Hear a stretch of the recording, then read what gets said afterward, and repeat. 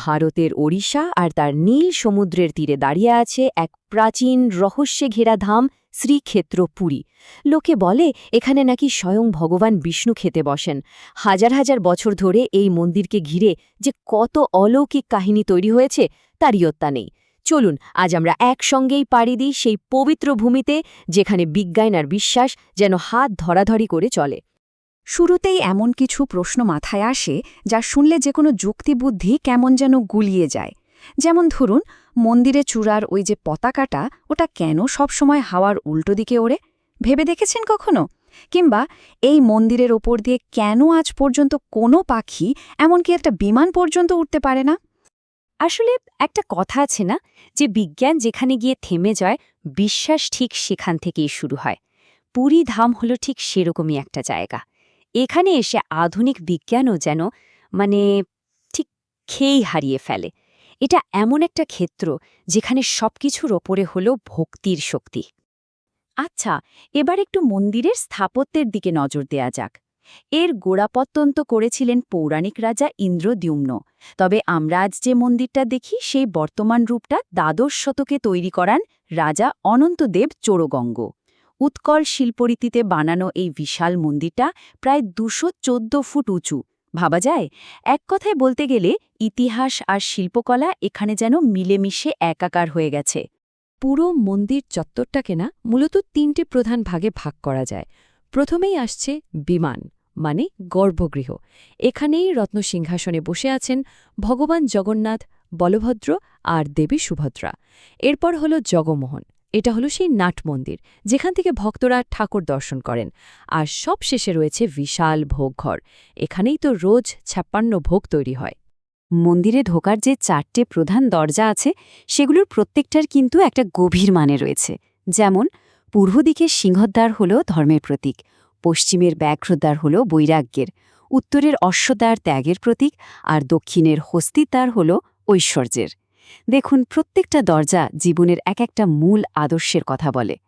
চলুন এবার মন্দিরের এমন একটা জায়গায় যাওয়া যাক, যেটা শুধু বিশালই নয়, বিশ্বের অন্যতম রহস্যময় রান্নাঘরও বটে।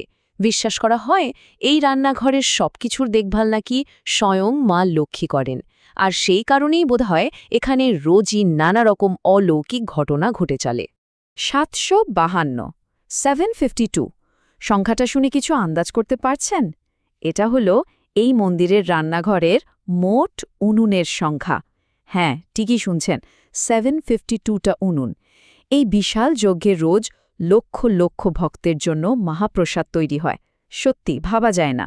তবে এই রান্নাঘরের আসল চমক কিন্তু এর রান্নার পদ্ধতিতে। ব্যাপারটা একটু মন দিয়ে শুনুন।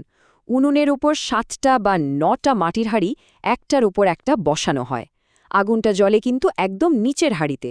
কিন্তু মজার ব্যাপার হলো, রান্নাটা সবার আগে হয় একদম ওপরের হাঁড়িটায়। ভাবুন তো একবার, এটা কিভাবে সম্ভব? এর কোনো লৌকিক ব্যাখ্যা আজ পর্যন্ত কেউ দিতে পারেনি। আর এই মহাপ্রসাদের অলৌকিক ব্যাপার এখানেই শেষ নয়। বলা হয়, মন্দিরে ভক্তের সংখ্যা যত হাজার বা লক্ষই হোক না কেন, প্রসাদে কখনো টান পড়ে না। আবার দিনের শেষে এক কণাও প্রসাদ নষ্ট হয় না। সবটাই যেন ভগবানের এক আশ্চর্য লীলা। মন্দিরের এই যে এত মহিমা, এর পেছনে কিন্তু লুকিয়ে আছে এক দারুণ প্রাচীন কাহিনী। চলুন এবার একটু পিছিয়ে যাই সেই সময়ে, যখন এই মন্দিরের প্রথম ভিত্তিটা তৈরি হয়েছিল। গল্পের শুরুটা হয়েছিল অবন্তীর বিষ্ণুভক্ত রাজা ইন্দ্রদ্যুম্নকে দিয়ে, আর তার এক পবিত্র খোঁজ দিয়ে। রাজা ইন্দ্রদ্যুম্ন যখন নীলমাধবের কথা শুনলেন, তিনি তাকে খুঁজে বের করার জন্য বিদ্যাপতি নামে এক ব্রাহ্মণকে পাঠালেন। অনেক খোঁজাখুঁজির পর বিদ্যাপতি শবররাজ বিশ্ববসুর কাছে ঠিকই নীলমাধবের সন্ধান পেলেন। কিন্তু নীলমাধব হঠাৎ করেই উধাও হয়ে গেলেন। ঠিক তখনই ভগবান রাজাকে স্বপ্নে দেখা দিয়ে বললেন যে সমুদ্রের ধারে একটা বিশাল কাঠের খণ্ড ভেসে আসবে। ওই দৈব কাঠ মানে দারুকাষ্ঠ দিয়েই মূর্তি বানাতে হবে। এরপর তো দেবশিল্পী বিশ্বকর্মা নিজেই এক বুড়ো ছুতরের বেশে এলেন মূর্তি গড়তে। কিন্তু সঙ্গে নিয়ে এলেন একটা কঠিন শর্ত। শর্তটা খুব সহজ, কিন্তু খুব কঠিনও ছিল। 21 দিনের আগে কোনোভাবেই দরজা খোলা চলবে না। কিন্তু রানী গুন্ডিচা আর ধৈর্য রাখতে পারলেন না।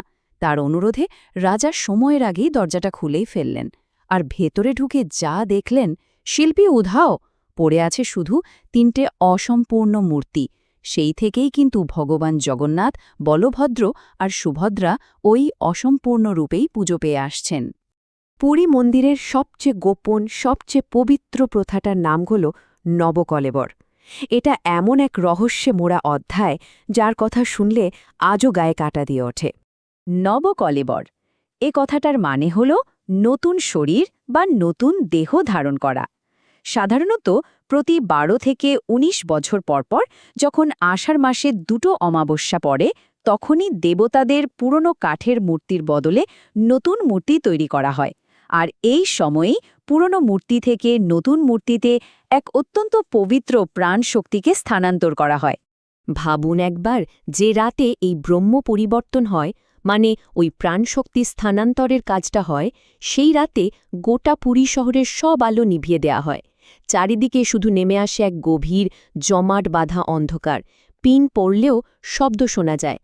মন্দিরের একজন সবচেয়ে বরিষ্ঠ সেবায়েতকে এই কঠিন কাজের জন্য বেছে নেওয়া হয়। তার চোখ আর হাত দুটোই মোটা কাপড়ে বেঁধে দেওয়া হয়। তিনি তখন কিছুই দেখতে পান না, কিছুই ছুঁতে পারেন না। এরপর তিনি শুধু অনুভবের উপর ভর করে পুরনো মূর্তির ভেতর থেকে এক রহস্যময় ব্রহ্ম পদার্থ বের করে নতুন মূর্তিতে রাখেন। এই ব্রহ্ম পদার্থটা আসলে কি, তা আজ পর্যন্ত সেই সেবায়েত ছাড়া আর কেউ জানেন না। এটাই হয়তো শ্রীমন্দিরের সবচেয়ে বড় রহস্য। এই যে এত রহস্য, এত অলৌকিক ঘটনা, এই সব কিছুর জন্যই তো পুরীর জগন্নাথ ধাম যুগ যুগ ধরে মানুষের বিশ্বাসের এক শেষ আশ্রয় হয়ে উঠেছে। দেশ বিদেশ থেকে লক্ষ লক্ষ মানুষ এখানে ছুটে আসেন শুধু একটুখানি মনের শান্তির জন্য। এর ঐতিহাসিক গুরুত্ব কিন্তু কিছু কম নয়। শ্রীচৈতন্য মহাপ্রভু তো তার জীবনের শেষ 18টা বছর এখানেই কাটিয়েছিলেন, ভাবা যায়। শুধু তিনিই নন, গুরু নানক, আদি শঙ্করাচার্যর মতো কত যে মহাপুরুষ এই পবিত্র ভূমিতে পা রেখেছেন, তার কোনো হিসেব নেই। সকলেই জগন্নাথ দেবের কাছে এসে নিজেদের ধন্য মনে করেছেন। সব শেষে এসে মনে একটাই প্রশ্ন বারবার ঘুরপাক খায়। পুরীর এই যে রহস্যে ঘেরা জগৎ, এখানে বিজ্ঞান যেখানে এসে উত্তর খুঁজে পায় না, বিশ্বাস কি ঠিক সেখান থেকেই নিজের রাস্তা তৈরি করে নেয়? এই প্রশ্নটার উত্তর খোঁজার ভার না হয় আপনাদের উপরেই ছেড়ে দিলাম। জয় জগন্নাথ।